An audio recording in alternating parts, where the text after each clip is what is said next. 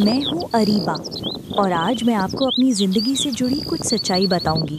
दिल थाम के रखें, ये मेरा पहला दिन था इस पुराने फ्लैट में। विरासत में मिला ये फ्लैट कुछ अजीब सा था, कुछ ऐसा जो आंखों से तो नज़र नहीं आता मगर महसूस होता था। अंदर जाते हुए कुछ अजीब सी सरसराहट जैसी मेरे जिस्म में चल रही थी, जैसे खौफ सा आ रहा था। लेकिन मैंने अपने दिल को मजबूत किया। दरवाज़ा खोला तो जैसे एक ठंडी हवा ने मेरी रूह तक को छू लिया। हर चीज़ धूल और मिट्टी में छुपी हुई थी, लेकिन एक कोने में था एक बंद कमरा जो देखने में ही खौफ देता था।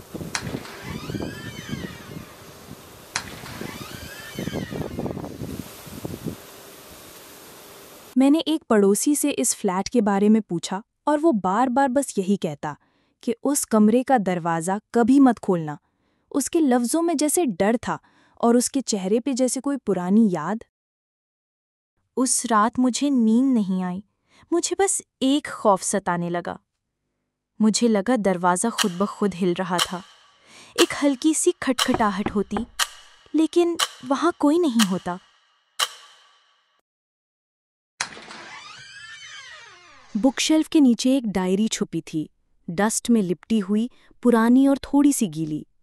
जैसे ही वो डायरी मैंने पढ़ना चाही तो मुझे लगा जैसे मैं अकेली नहीं हूँ, कोई और भी मेरे साथ है। मैंने पूरी रात वो डायरी पढ़ी। वो किसी के दर्द, इंतज़ार और बंद कमरे में छुपी रूह का जिक्र था। सुबह मैंने दरवाज़ा खोल दिया, वो जो 15 साल से बंद था। मैं अंदर गई, कमरे में सब कुछ वैसा ही था। एक शीशा, एक कुर्सी और एक अलमारी, और बेजान सी हवा जिसमें कुछ जीता था। उसके पीछे से एक रोशनी निकली, जैसे वक्त रुक गया हो। शीशा अचानक चमकने लगा। आईने में मुझे कोई दिखा। वो तो मेरी माँ थी। मेरी माँ, उसकी रूह वहाँ थी। मैं जैसे हिल सी गई थी। माँ की आंखों में प्यार था, इंतज़ार था, जैसे वो बस मुझे एक नज़र देखने के इंतज़ार में थे। हमने कुछ नहीं कहा, बस देखा लम्हों तक। उसने सिर्फ इतना कहा आंखों से, मैं ठीक हूँ बेटा। और फिर सब कुछ चला गया, रोशनी ख़त्म हो गई।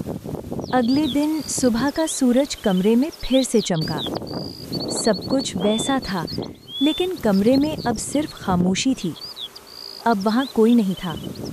मैं गार्डन में बैठी थी, डायरी मेरी गोद में थी और आँखों में वो आखिरी मुलाकात जिसने मेरी पूरी ज़िंदगी बदल दी। वो फ्लैट अब भी वैसा ही है। उस कमरे की लाइट अब भी कभी कभी जलती है, जैसे कोई वहाँ अब भी है। पता नहीं ये सब सच था या कोई ख्वाब था, लेकिन हर कमरे का एक राज होता है। दोस्तों प्लीज़ लाइक और सब्सक्राइब करके मेरे चैनल को सपोर्ट करें। Thank you.